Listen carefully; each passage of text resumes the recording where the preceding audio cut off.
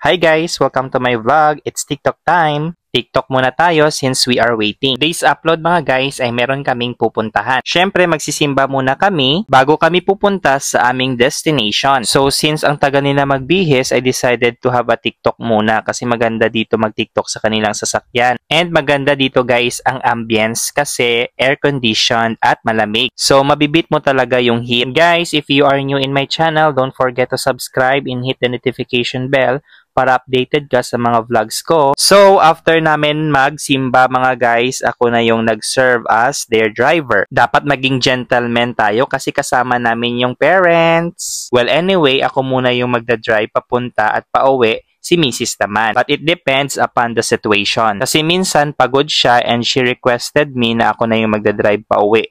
Back and forth. So ayan mga guys, at we are on our way sa aming destination na pupuntahan and kasama namin yung parents niya. A few moments later guys, ayan at nakapunta na kami dito sa aming destination na gustong puntahan. Siyempre, we need to have our bonding. So kung dito ka nakatira, alam mo tong lugar na to. And maganda yung aming pagpunta dito kasi yung weather is so good. At kaunti lang yung mga nagbabiyahe mga guys. So parang at ease ako sa pagdadrive kasi kaunti lang yung mga dumadaan na sasakyan. And para hindi na kayo maboard mga guys, ayan at fast forward ko na para marating na natin ang aming pupuntahan. At malapit na kami. At plinano talaga namin guys ni Mrs. na pumunta dito kasi para hindi magbukas ng store yung kanyang parents. Maganda kasi yung banding. O diba? And 5 pala kaming umalis ng simbahan. So diretso na kami dito sa aming pupuntahan para mag-banding at syempre kumain. And mga guys, it is my first time to be here in the city na gamit yung kanilang sasakyan. So ang ginawa ko, need to be careful at saka mag-observe sa mga traffic lights at sa mga napakaraming sasakyan gaya nito. So medyo natagalan kami sa aming destinasyon sa ganitong sitwasyon. But still, malalampasan din namin to. So ayan mga guys, at nakikita ko na ang Gaisano. Pero hindi yan ang pupuntahan namin mga guys, nasa unahan pa. And excited na kami makapunta doon kasi gutom na kami kasi around 12 na ito. So ayan, at i-fast forward na natin para madali na. And maya maya guys, makakarating na tayo sa aming pupuntahan. O diba, malapit na. And we are here. O diba, di halatang excited. Wala pa pala mga guys.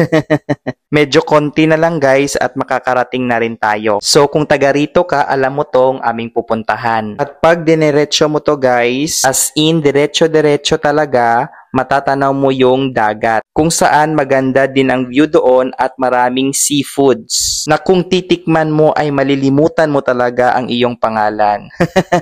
Well, char lang yun mga guys. Ayan, at nandito na kami sa aming pupuntahan. So dito kami guys kakain together with the family. At dito na rin kami bibili ng kanilang necessities sa kanilang bahay. Para hindi na kami mga guys palipat-lipat ng aming destinasyon kasi mahirap na kasi crowded. So ayan, at hahanap na kami ng aming lilikuan at syempre tanaw-tanaw ng aming paparkingan. So ayan, at i-fast forward na natin para mabilis na kasi I know that you want to know kung ano pa yung activities na aming gagawin sa loob. So yan na yung aming likuan. And habang kami ay nasa likuan, syempre tanaw-tanaw din kung saan kami magpa-park. O nakita nyo guys, maraming mga sasakyan dito. Syempre yung iba after din ng simba, dito rin kakain. And spend their time with the family together. Nangyari na kami sa syudad.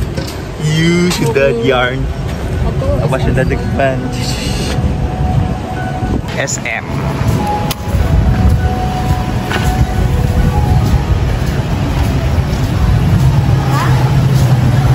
And dito naming naisipang kumain mga guys sa rib shop. Yung pagkain nila dito is masarap. Yung ino-order ko dito is bangus.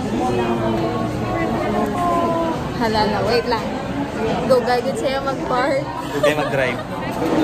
And nag-start na kaming mag-order. Yung aming order dito is sari-sari. Merong spare ribs at syempre yung sa akin is bangus talaga kasi paborito ko is isda. Nakikita ko talaga na nag-enjoy talaga si Mrs. O diba? Kasi kasama yung parents at syempre ako. And ito yung aming pictures together with her fam. O diba? And yan lang guys. And see you on my next vlog. Bye-bye!